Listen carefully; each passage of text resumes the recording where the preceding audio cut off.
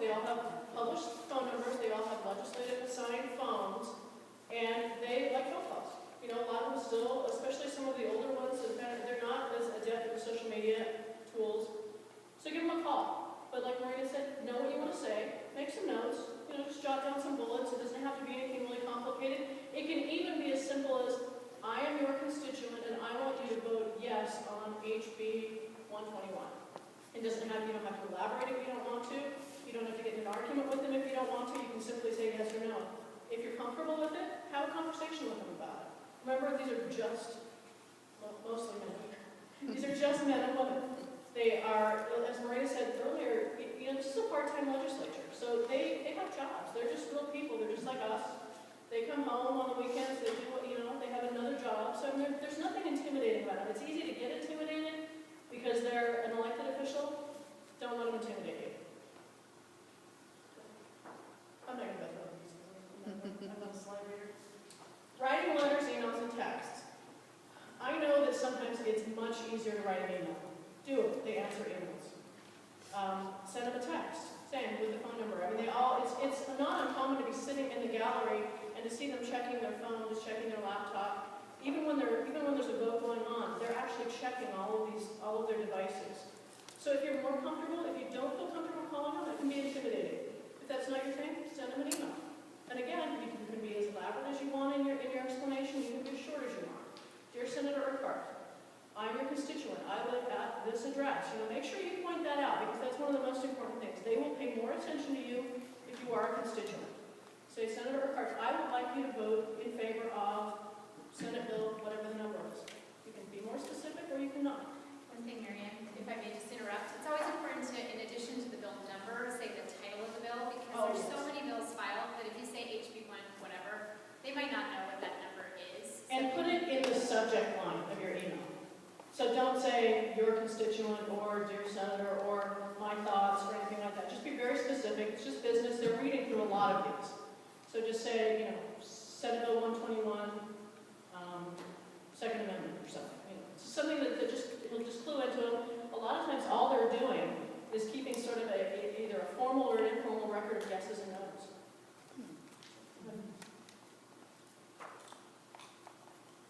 Participate in committee hearings. Now this is a little bit trickier for you all, but if you do get the opportunity to go to Salt Lake, or if you have something that you want to express and you know another organization, maybe one of our organizations, or someone who is there that would be willing to speak on your behalf, you can do that as well. But you know, if you get the opportunity, you can speak. That's the thing about committee hearings. That's where the public actually has the opportunity. Write your name in, you stand up, you sit up there, and you actually you can speak specifically to the bill. And it's a great opportunity. It's actually the only time that you speak in the formal process about a bill. So besides the communication that you have with your legislator, this is actually the only time that you actually are on record as speaking either for or against a bill.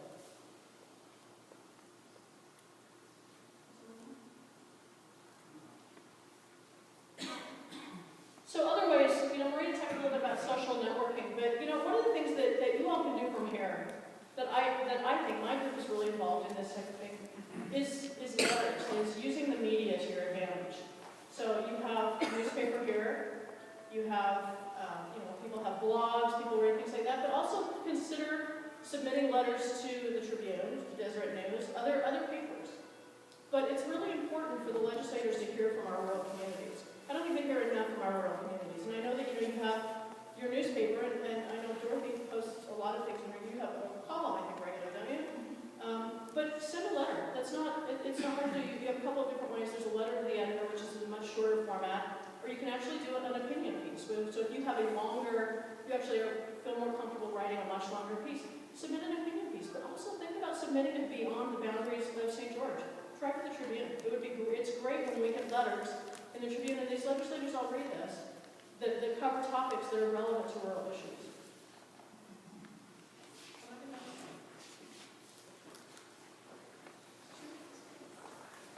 So, we're having some technical difficulties with this PowerPoint, so my portion of this presentation is very short. But if you want to copy down that website, it's here again, le.utah.gov. If you have never gone to this website, you should go and take a look.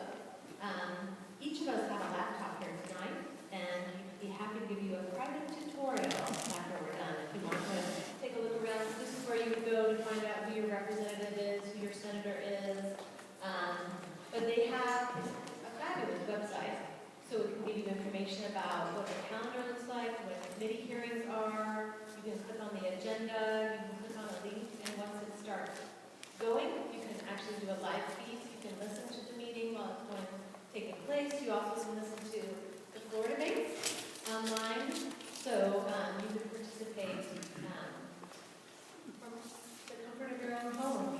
And if you do come up to Salt Lake, you can get all of our contact information, and we'd be happy to meet you up at the Capitol and show you where the committee room is and get you all set up, because sometimes you have to know the formal process of it all, and how you get recognized.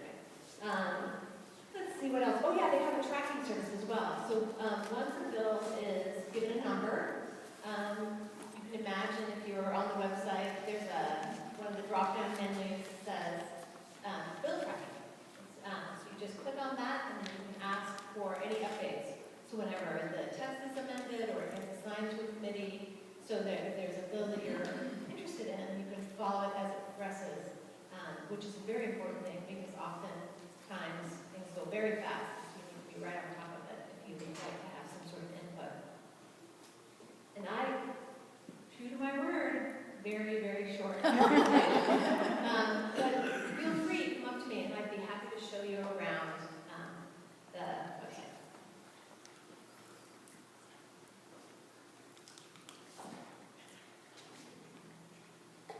All right, so I'm going to talk for a moment about kind of the makeup of the legislature and what that means for our issues.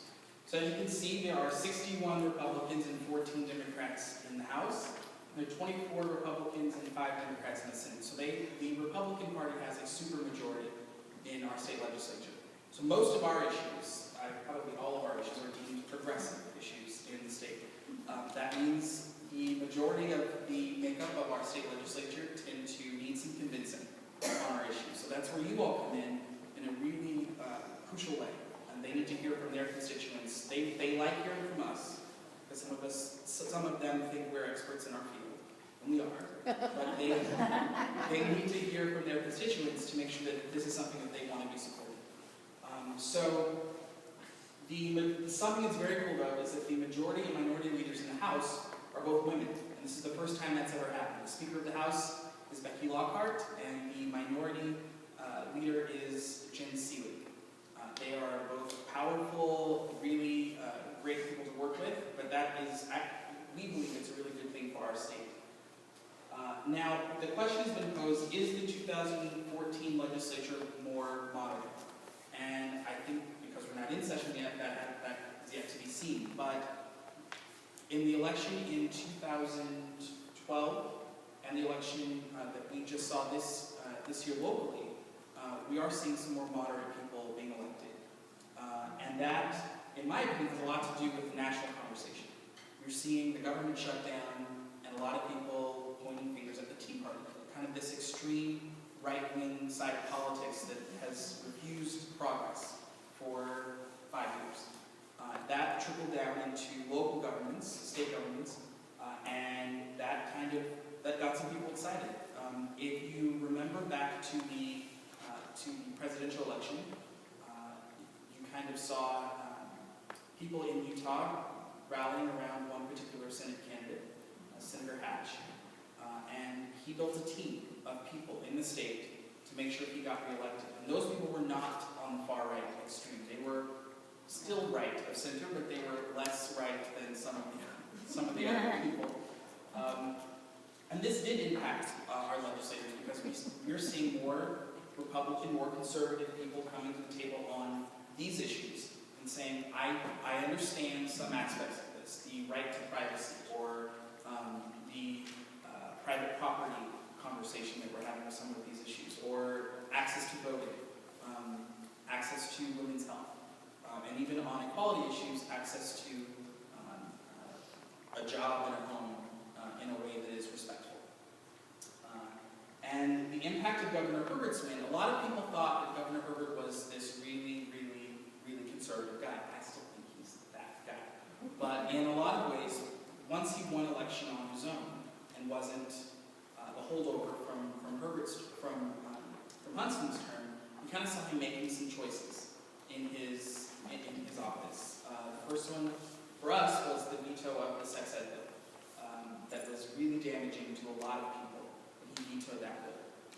And he kind of stood on his own principle in that regard. And he's done that a couple of times, not necessarily with the veto, but a couple of times to make Utah seem a little more understanding, which is good on our issues, right? The next thing I want to mention is the power of ultra-conservative special interest groups. Marina, she mentioned the Utah Legal Forum. And on our issues, on equality issues, we've seen them have a lot less influence with our state officials. They give out the wrong information. In the age of Google, when you can check those things, it really doesn't make sense to give someone false information. Most people go check those things. But that works for us. If they want to keep sending out false information, I'll keep correcting it. That's fine with me. But we've seen them do that a number of times, and they're losing credibility. Also, on a lot of these issues, we've been able to phrase the argument in a way that it really, we're getting to the heart of what the problem is for some people. On equality issues, it really has come down to why don't we like gay or transgender people? It's no longer about I'm afraid that someone's going to teach my children, or I'm afraid that someone's going to come in and take away my property. It really is, you don't like gay or transgender people, and so you don't want them to be protected under the law. When you phrase the question in that regard, it's harder for someone to look you in the face and say, yeah, I hate you. So then we start seeing public policy move, and that is a really good thing. And I think that's true of all of our issues, where there's more reasonable people because of the political rhetoric that we've seen that are coming to the table and offering themselves to elected office and saying, I don't want to be associated with this kind of crazy, hold up all progress mentality. And they're offering themselves to public service, which is such a noble and good thing. And the last thing is election year voting. Our state legislature is funny. They're just like every other legislature in the country. 2014 will be an election year for the entire House, and I think for 15 members of the Senate. So that means they need to speak to their voters through their voting record. So we might see them change and move a little bit more to the right so they can get out of convention and they're not challenged by someone who's more conservative than they are. That means that usually the issues they pick to be more conservative on are represented here. So they will maybe not support some of the legislation that we put forward, and they might go after people in terms of legislation, which is really damaging. So all of that leads me to the next point, which is in order for that to have less power and less authority over the issues that we're representing, all of you need to show up. You don't have to be in Salt Lake City to show up for these particular things. You can do that from right here in St. George, and through talking to your elected officials, through the ways that we demonstrated here, but also through connecting with us and making sure that you're tapped into the issues that we're talking about, the bills that are happening during this session, and finding ways that you can connect with us and with your legislators. And not just in the state capitol, but also here with your city councils and your mayors locally. They are also making these choices, and they have influence with state legislatures as well. So use your voice. You have a lot of authority in